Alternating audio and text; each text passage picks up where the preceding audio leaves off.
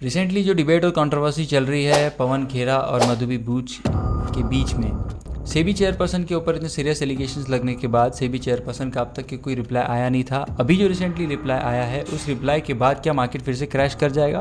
क्या कहा है उन्होंने अपने रिप्लाई में, और उन एलिगेशंस के ऊपर कितना सीरियसली लेगा अब मार्केट फिर से इन्हीं बातों को?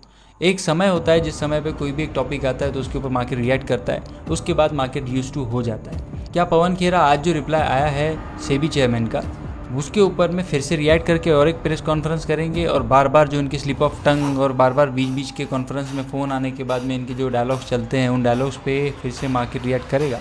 ये पूरी रिपोर्ट में हम आपको बताने की कोशिश करेंगे कि सेबी चेयरपर्सन के ऊपर जो भी एलिगेशंस लगे थे उनके ऊपर रिप्लाई देते हुए उन्होंने क्या क्लैरिफिकेशन दिया है। पहली बार उनकी तरफ से कोई जवाब आया है। उस जवाब को सुनकर आप और मैं डिसाइड करने की और ये सोचने की कोशिश करेंगे कि आगे इन दोनों की ये जो कंट्रोवर्सी चल रही है उसके ऊपर मार्केट कैसे रिएक्ट करेगा।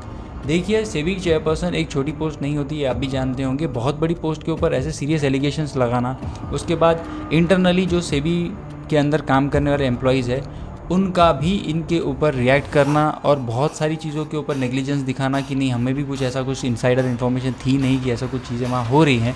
फिर कॉरिडोर में जमा होने के बाद एक प्रोटेस्ट टाइप का करना, ये सारी चीज़ें सेबी के अंदर में सही एनवायरनमेंट को दर्शा नहीं रही हैं, ये आप भी जानते हैं।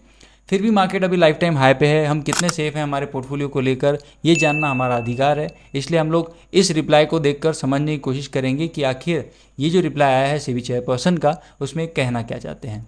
दोस्तों, अगर आपको झूठी खबरों से नफरत है लेकिन फिर भी सच्चाई जानना चाहते हैं तो इस वीडियो पर बने रहिए।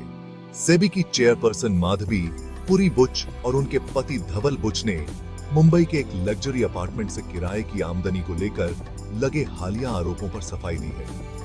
ये विवाद तब शुरू हुआ जब ये दावा किया गया कि ये प्रॉपर्टी वॉकहार्ट नाम की कंपनी को किराए पर दी गई थी। वॉकहार्ट एक फार्मास्यूटिकल कंपनी है जिसकी एसईबी जांच कर रही है। इससे ये शक पैदा होता है कि इसमें हितों का टकराव हो सकता है। अपने बयान में बुच दंपत्ति ने इस बात पर जोर दिया कि ये लीज सामान्य परिस्थितियों में हुई थी। उन्होंने बताया कि लीज से होने वाली सारी आमदनी घोषित की गई है और उस पर टैक्स भी भरा गया है। माधवी पुरी बुच का वॉकहार्ट से जुड़ी किसी भी फाइल से कोई लेना देना नहीं रहा है।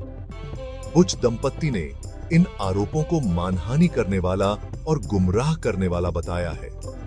उन्होंने ये भी बताया कि सेबी में जो जांच होती है उसे अलग से नियुक्त अधिकारी ही देखते हैं, चेयरपर्सन नहीं।